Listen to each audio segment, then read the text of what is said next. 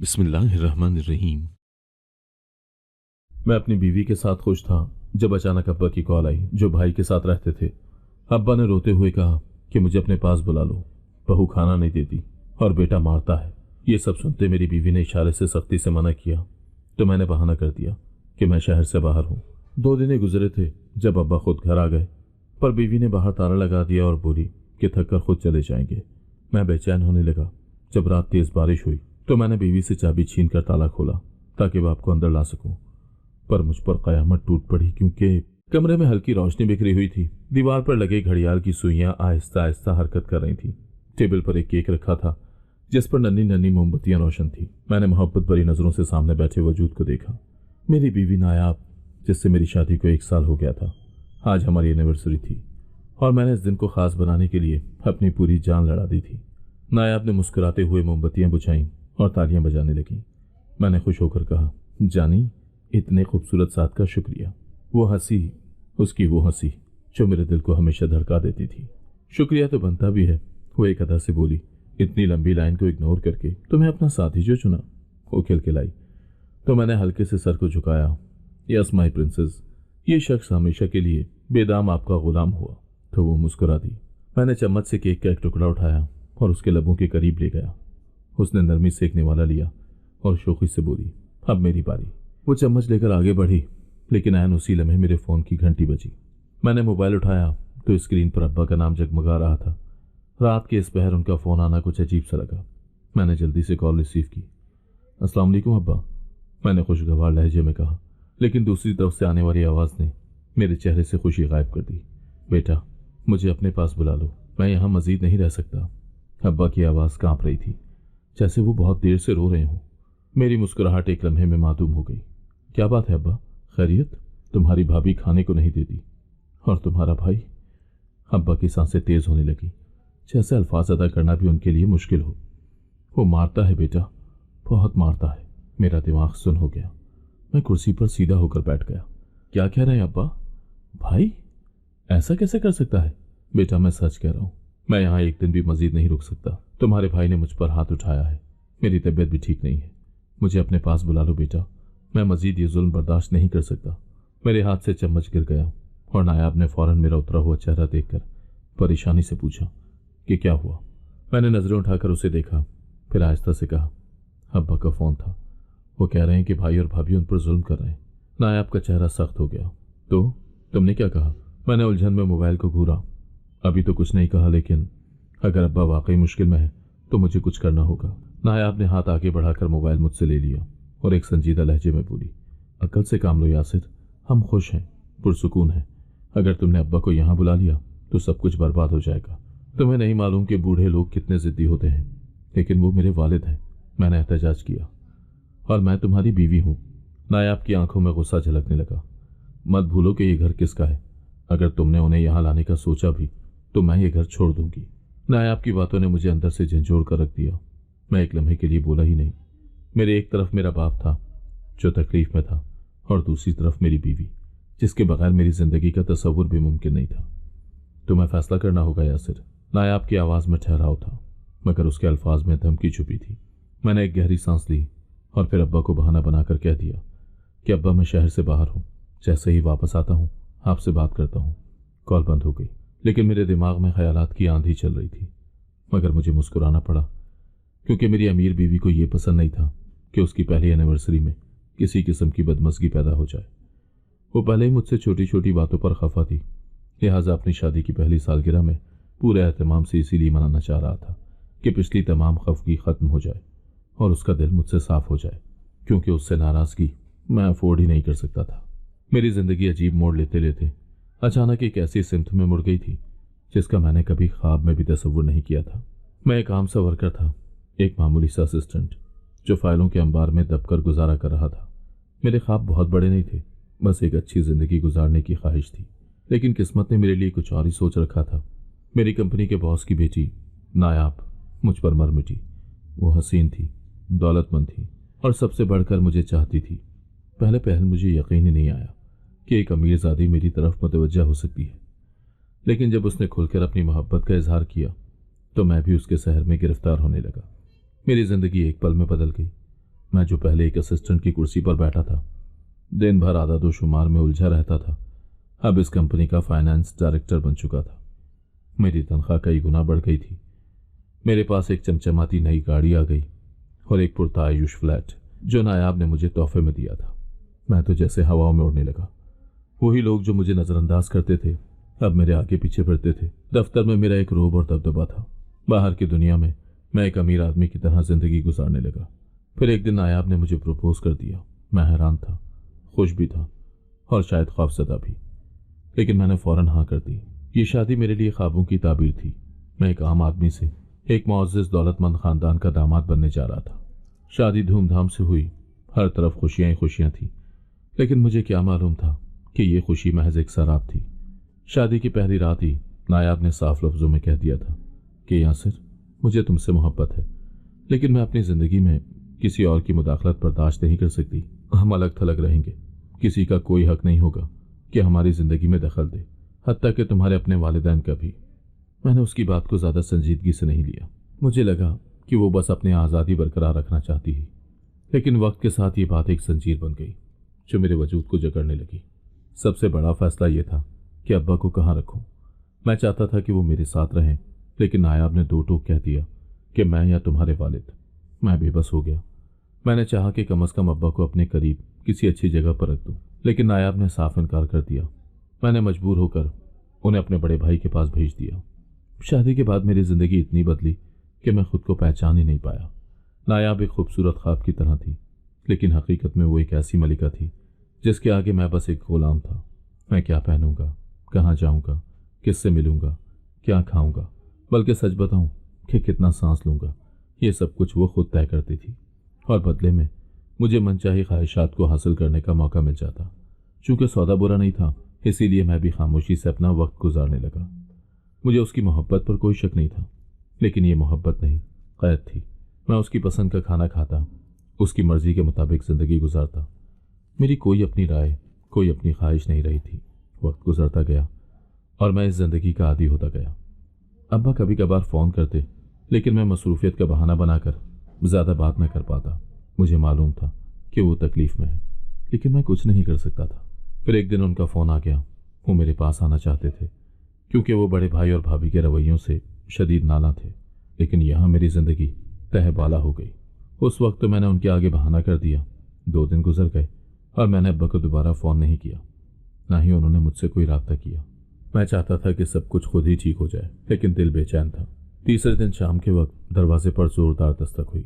मैंने की होल से देखा तो सामने का मंजर देखकर मेरे पांव तले से ज़मीन निकल गई।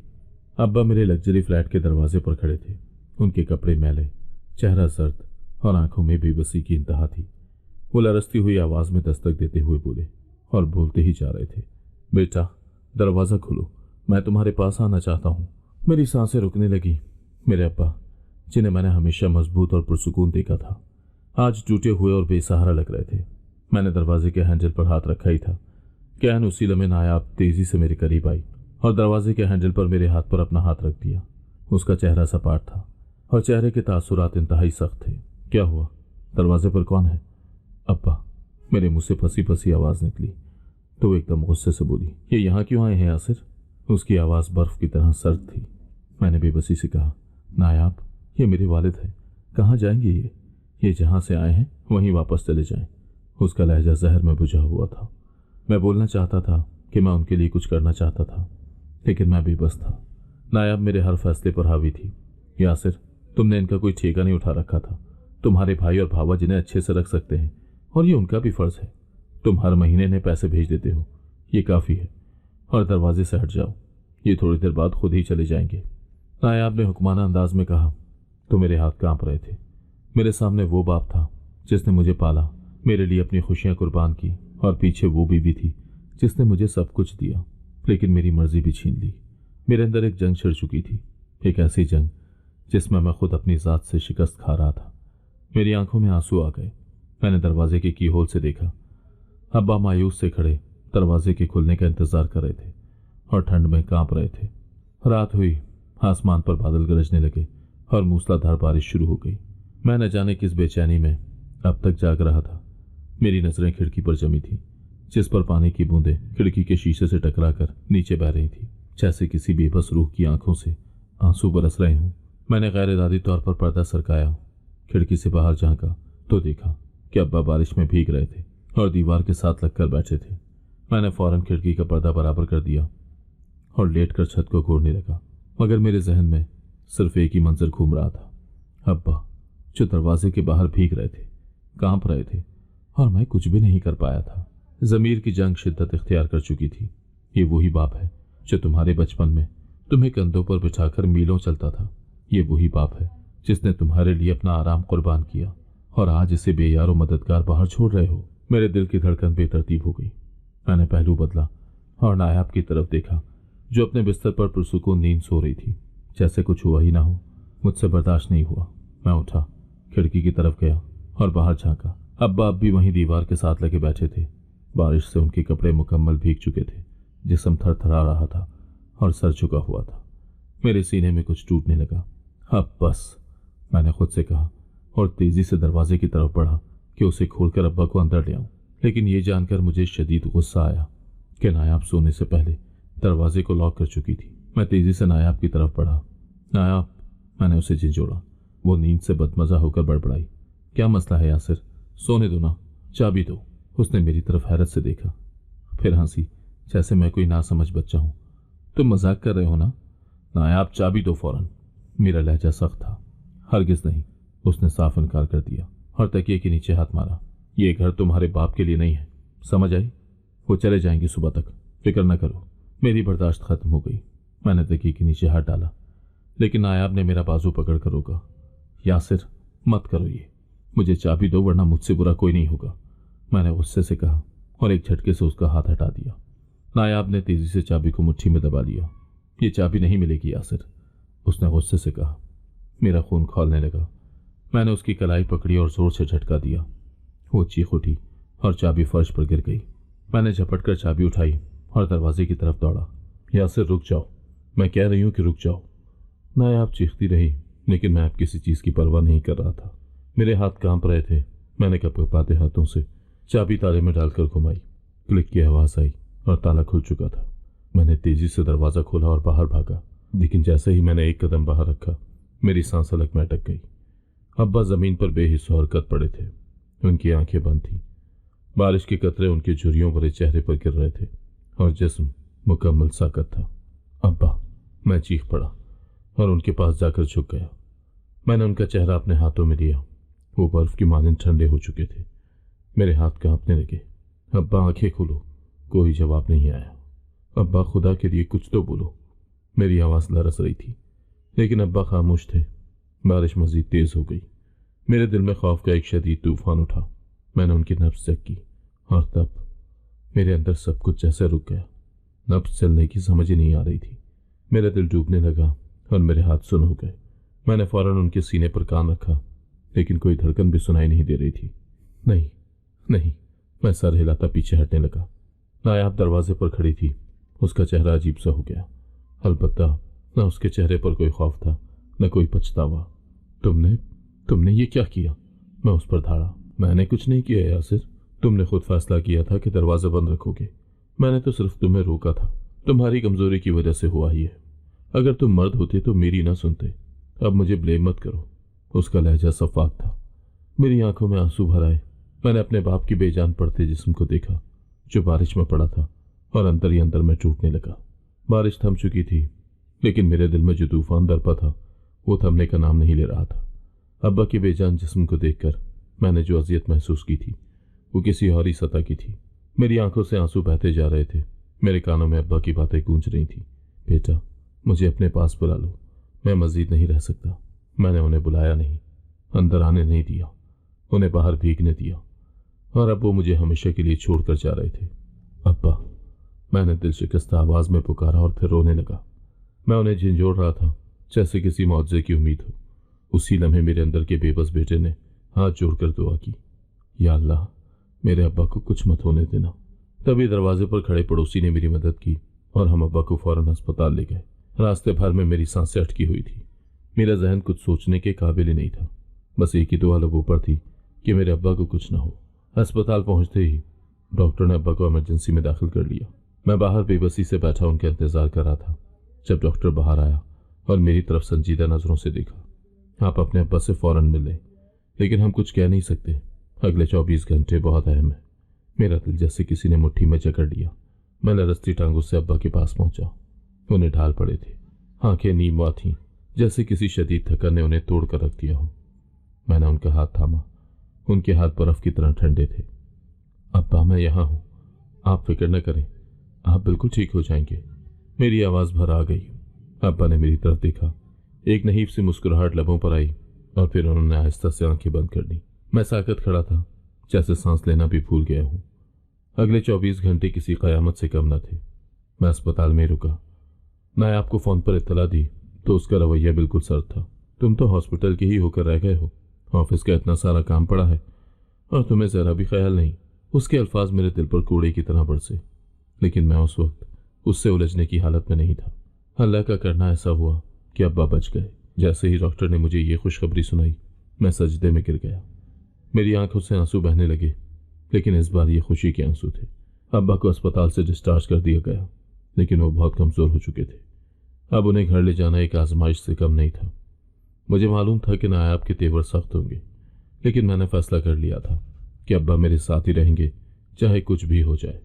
मैं जिस वक्त हॉस्पिटल से निकला, शदीद तूफान के साथ तेज़ बारिश शुरू हो चुकी थी, लेकिन एक तूफान मेरे सीने के अंदर भी तबाही मचा रहा था। मुझे इस बात का शदीद अफसोस था कि अब्बा पूरा एक हफ्ता हॉस्पिटल में दाखिल रहे, लेकिन नायाब 1 घंटे के लिए भी उन्हें देखने के लिए हॉस्पिटल नहीं आई। उसे इस बात का भी एहसास नहीं हुआ कि ये मेरे अब्बा हैं और बीमार हैं। तंदुरुस्त होते तो वो बात अलग थी, लेकिन बीमारी की हालत में भी उसका दिल नहीं पसीजा। किस किस्म की औरत है? क्या अमीरों के सीने में दिल नहीं होता? मैं नायाब के इस रवैये पर शदीद परेशान हुआ। अब अब्बा को घर ले जाते हुए मुझे दोहरी परेशानी थी। एक तो अब्बा की बीमारी, उन्हें शदीद निगहदाश्त की ज़रूरत थी, जबकि दूसरी तरफ नायाब का मूड था जो पल पल बदलता था, और अब तो अब्बा की मौजूदगी में न जाने उसका रवैया कैसा होता। इसी बात ने मेरा दिल खौफज़दा करके रख दिया। मैंने तो अब्बा के सामने नायाब की बहुत तारीफ़ें की थी और उन्हें बताया था कि मैं ये शादी करके बहुत खुश हूँ। अब अगर उन्हें अंदर की हकीकत का पता चलेगा तो वो मुझ पर ही हंसेंगे कि कौवा चला हंस की चाल, अपनी चाल भी भूल गया। और मैं अब्बा के सामने शर्मिंदा नहीं होना चाहता था, क्योंकि बचपन से ही अब्बा ने मेरी निस्बत बड़े भाई को तरजीह दी थी। उनके मुकाबले में मुझे हमेशा टोका जाता था। अब्बा की तान हमेशा इसी बात पर आकर टूटती कि तुम्हें कुछ समझ नहीं है। मेरी निस्बत बड़े भाई ने तालीम भी नुमाया नंबरों से मुकम्मल की, उसकी जॉब भी जल्दी लग गई और फिर ख़ानदान में ही उसकी मर्ज़ी से शादी भी हो गई। तो मैं अंदर ही अंदर अपने भाई से मुकाबला करने लगा कि कम अज़ कम उस जितना नहीं, लेकिन उससे कम भी नहीं रहूँगा। इसीलिए तालीम मुकम्मल करते ही मैं जॉब ढूंढने लगा। जब नायाब की सूरत में मुझे एक ATM कार्ड नज़र आया तो मैंने उसे कबूल करने में ज़रा भी हिचकिचाहट का मुजाहरा नहीं किया, क्योंकि मुझे हर सूरत अपने भाई के मुकाबले में खुद को साबित करना था और उसके लिए मुझे अपनी आज़ादी की सबसे बड़ी कीमत अदा करनी पड़ी। लेकिन मुझे कोई पछतावा नहीं था, क्योंकि जब मैं उस घर के सामने अपनी बड़ी सी गाड़ी खड़ी करता तो मेरे अंदर ही अंदर एक अजीब सा सुकून और गुरूर उतरता। अपने ब्रांडेड 3-piece सूट और सिगार से मैं उस पर जितना रोब डाल सकता था डालता। मैंने उस पर अपनी अमीरी का तासुर खूब जमा दिया, लेकिन अंदर ही अंदर मैं कितना खाली हो चुका था ये मैं ही जानता था। इससे बड़ी और क्या बात होगी कि मैं नायाब से शादी के बाद अब्बा से मिला ही नहीं, क्योंकि वो मुझे उनसे मिलने ही नहीं देती थी। वो अपने मामलात में मुझे इतना उलझा कर रख दिया करती कि मुझे कहीं और सोचने और देखने की मोहलत ही न मिलती। मेरा वो गुरूर अब पछतावा सा बनकर रह गया। जब मैं अपने ही वालिद को आज़ादी से फ्लैट के अंदर ना ला सका तो ऐसा लगा कि मेरे अब्बा एक बार फिर से मुझ पर हंसकर बोले कि तुम्हें तो कुछ समझ ही नहीं। मैं अंदर ही अंदर घायल सा हो रहा था और दिल ही दिल में दुआएं कर रहा था कि फ्लैट पर पहुंचने पर कोई ऐसी सूरत हाल ना हो जिस पर मैं मज़ीद शर्मिंदा हो जाऊं। मैं अब्बा को निहायत एहतियात के साथ अंदर लाने लगा, मगर जैसे ही हम अंदर दाखिल हुए तो सामने नायाब को देखकर मैं चटक कर रुक गया। नायाब की आंखों में चमकने वाली बरहमी मुझ पर बिजली की तरह गिरी और मेरा दिल ज़ोर ज़ोर से धड़कने लगा। वो हाथ बांधे खड़ी थी, जैसे पहले से मेरा इंतज़ार कर रही हो। यासिर, सब खैरियत है? इन्हें कहाँ लेकर आ गए हो? न सलाम न दुआ, न ही उसने अब्बा की खैरियत मालूम की। उसकी आवाज़ का सर्द लहजा मेरे अंदर एक चुभन छोड़ गया। मैंने अब्बा के थके मांदे चेहरे की तरफ देखा। उनकी आंखों में नमी और बेबसी वाज़ेह थी। मेरा दिल बगावत पर उतर आया। میں نے نایاب کی طرف رخ کرتے ہوئے سختی سے کہا، کیا مطلب ہے تمہارا؟ میں نے انہیں لے کر کہاں جانا تھا؟ ظاہر ہے میں اپنے ہی گھر لے کر آیا ہوں۔ نایاب نے طنزیہ مسکراہٹ کے ساتھ کندھے جھٹکے۔ تم بھول رہے ہو کچھ اس گھر کے حوالے سے۔ بائی دا وے یہ گھر کس کا ہے تم اچھے سے جانتے ہو۔ یہ جملہ میرے سینے پر جیسے ہتھوڑا بن کر لگا۔ ابا نے یہ الفاظ سنے تو ان کے قدم لڑکھڑائے۔ شاید دل کے کسی کونے میں وہ پہلے ہی اس سلوک کے لیے تیار تھے۔ میں نے فوراً آگے بڑھ کر انہیں کندھوں سے سہارا دیا اور گھور کر نایاب کی طرف دیکھا، مگر وہ پیر پٹکتے ہوئے وہاں سے چلی گئی۔ ابا کی حالت دیکھ کر میری روح کانپ گئی۔ وہ اتنی بے بسی سے مجھے دیکھ رہی تھی کہ میرا دل چاہا کہ سب کچھ چھوڑ کر بس ان کے ساتھ کہیں چلا جاؤں۔ میں انہیں صوفے پر بٹھا کر بولا، ابا آپ پریشان نہ ہوں، میں سب سنبھال لوں گا۔ وہ دھیرے سے مسکرائے، مگر اس مسکراہٹ میں وہ چمک نہیں تھی جو ہمیشہ میں ان کے چہرے پر دیکھتا تھا۔ میں کچن میں گیا تاکہ ان کے لیے سوپ بنا سکوں، لیکن جیسے ہی میں نے چولہا جلایا، نایاب غصے سے دندناتی ہوئی اندر داخل ہوئی۔ اس کی آنکھوں میں شعلے تھے، جیسے ابھی سب کچھ جلا کر راکھ کر دے گی۔ یہ سب کیا ہو رہا ہے یاسر؟ ہم نے شادی کے وقت کیا وعدہ کیا تھا؟ میں نے بے بسی سے سر جھٹکا۔ نایاب وہ بیمار ہے، اس وقت ان کا خیال رکھنا میرا فرض ہے۔ اور تمہارا بھائی، وہ کس مرض کی دوا ہے؟ وہ مر گیا ہے کیا؟ کیا صرف تمہارا فرض ہے کہ تم اپنے باپ کو اٹھا کر اپنے کندھوں پر لے کر پھرو؟ اس نے طنز مارا۔ میں نے گہری سانس دی اور مفاہمت کا انداز اپناتے ہوئے اسے سمجھانے کی کوشش کرنے لگا۔ دیکھو نایاب، جب ابا ٹھیک ہو جائیں گے میں انہیں وہاں بھیج دوں گا۔ خدا را سچویشن کو سمجھنے کی کوشش کرو، لیکن ابھی چپ رہو پلیز۔ اس نے آگے بڑھ کر میرا ہاتھ پکڑا۔ میں سب کچھ برداشت کر سکتی ہوں، لیکن اپنی زندگی میں اس قسم کی مداخلت نہیں، سمجھے یا نہیں؟ یہ مداخلت نہیں، میرا فرض ہے۔ میں نے آواز دبائی۔ فرض؟ اور جو وعدے تم نے مجھ سے کیے تھے وہ کیا تھے؟ وہ تم پر فرض نہیں ہے کیا؟ وہ چیخی۔ نایاب خدا کے لیے آہستہ بولو، ابا سن لیں گے تو کیا سوچیں گے؟ تمہیں اپنے ابا کی پرواہ تو ہے، لیکن میں کیا سوچ رہی ہوں تمہیں اس کی قطعاً کوئی پرواہ نہیں۔ وہ منہ پھلا کر بولی تو میں اپنا سر پکڑ کر بیٹھ گیا۔ مجھے ہر پل ہر لمحے صرف تمہاری پرواہ ہے نایاب، لیکن تم میری سچویشن سمجھنے کی کوشش تو کرو۔ ابا ابھی موت کے منہ سے نکلے ہیں، تمہیں پتہ ہے وہ بارش میں بھیگنے کی وجہ سے کتنے بیمار ہو گئے تھے۔ اگر انہیں کچھ ہو جاتا تو یقین رکھو میں کبھی خود کو معاف نہ کر پاتا۔ یہ تو اللہ کا شکر ہے کہ اللہ نے انہیں نئی زندگی دے دی۔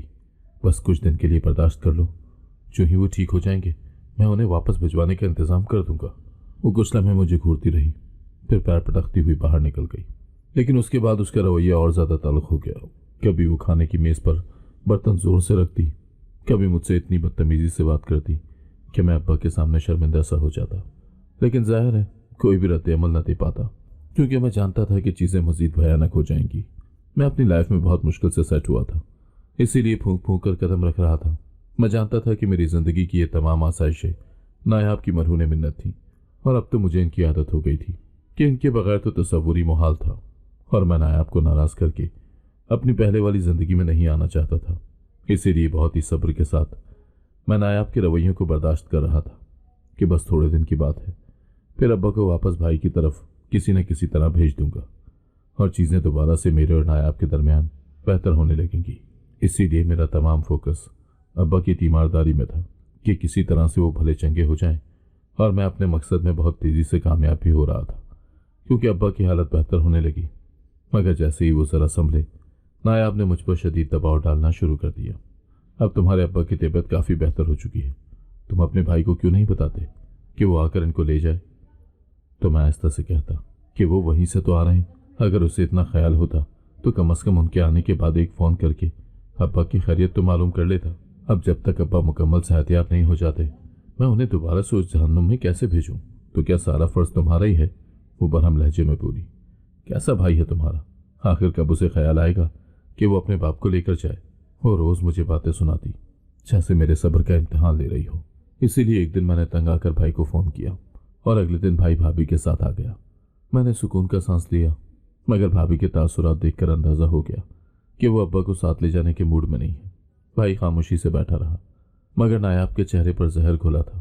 میں بھائی کے کھانے پینے کا خوب اہتمام کرنا چاہتا تھا، مگر نایاب نے صرف چائے اور بسکٹ رکھے تو میں خاموش ہو گیا۔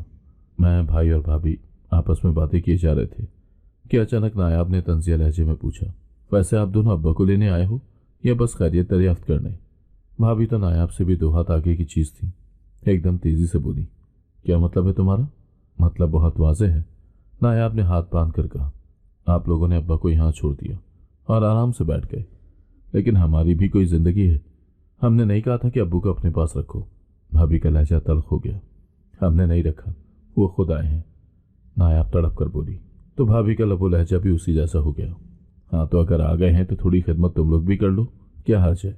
हमने खिदमत की है ना। हॉस्पिटल के तमाम बिल्स हमने ही पे किए हैं, और ये हज़ारों में नहीं बल्कि लाखों में है। आप लोगों ने तो इसमें भी कोई शेयर नहीं किया। सब कुछ मेरी कंपनी ने पे किया है। अगर तुम्हारी कंपनी ने पे किया है तो इसमें हम क्या करें? जाहिर है बाप जिस घर में होता है वही इलाज मुआवजा भी करवाते हैं। जब तक अब्बू हमारे घर थे हमने खूब इलाज मुआवजा करवाया, लेकिन कभी तुम लोगों को जताया नहीं। कमाल है, ज़रा पैसे क्या लगा दिए, फौरन ही जताने बैठ गई हो।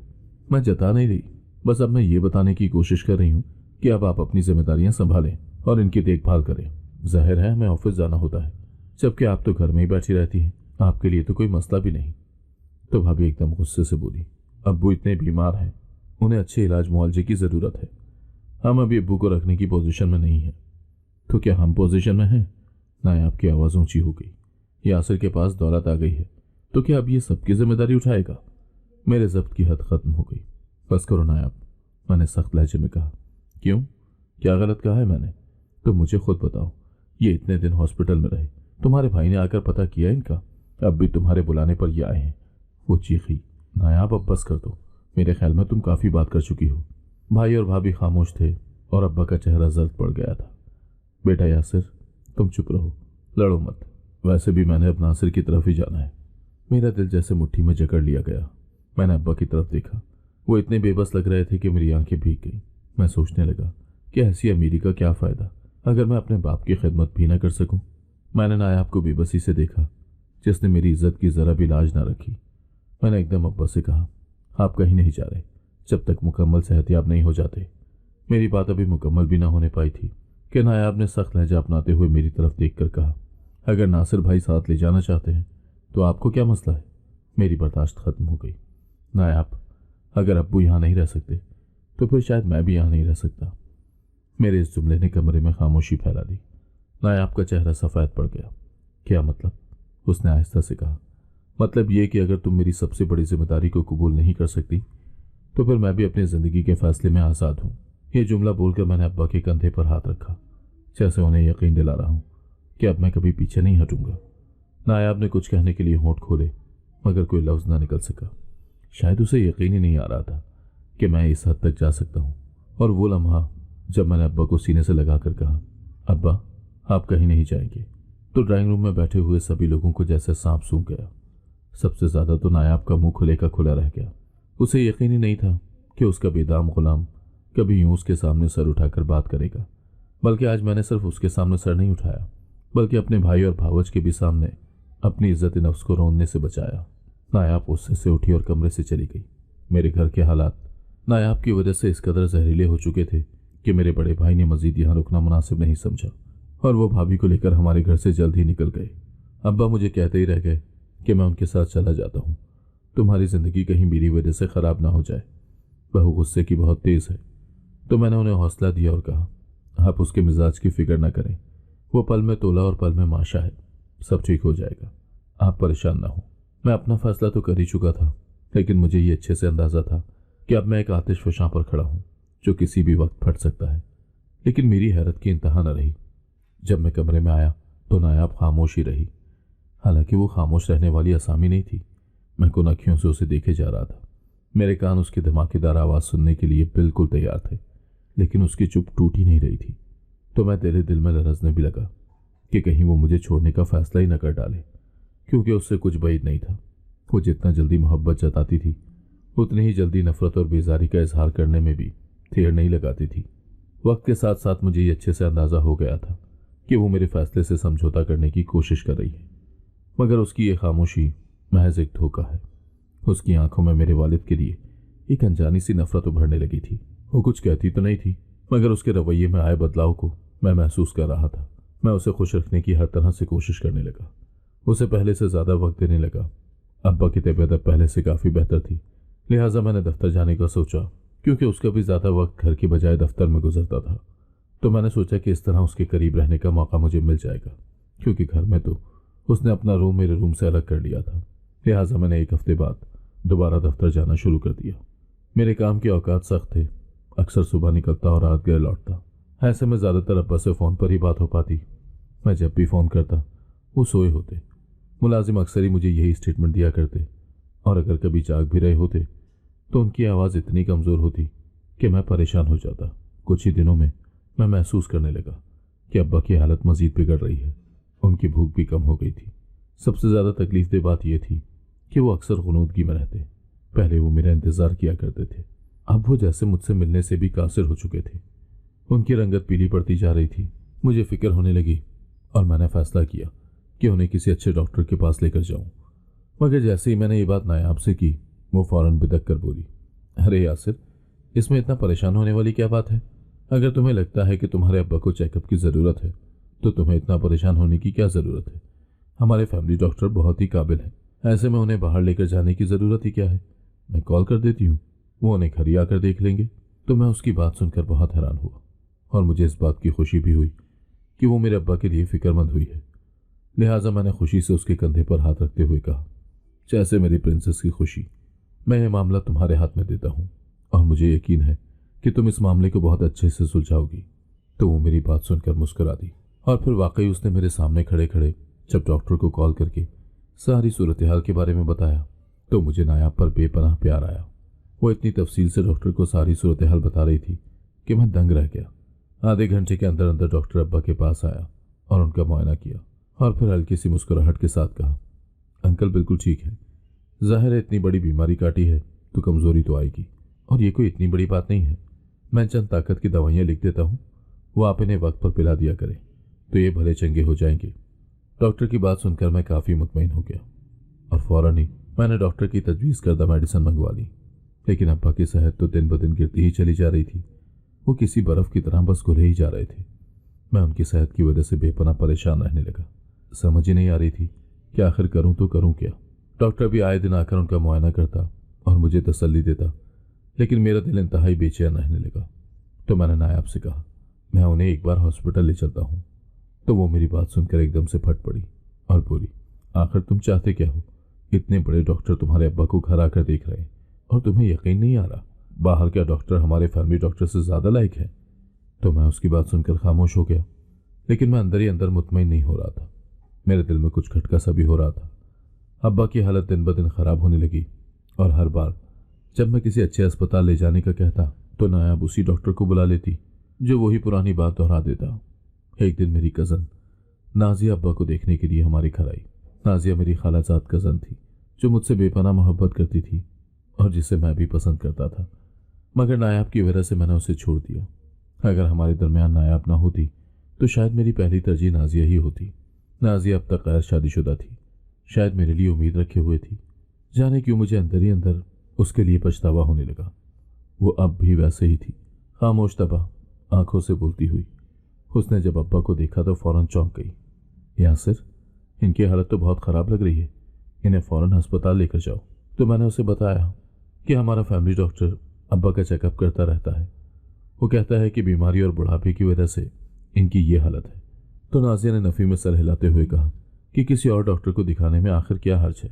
جب ان میڈیسن سے کوئی فرق نہیں پڑ رہا تو بہتر ہے کہ میڈیسن چینج کر لی جائے اور کسی اور ڈاکٹر کو دکھا لیا جائے۔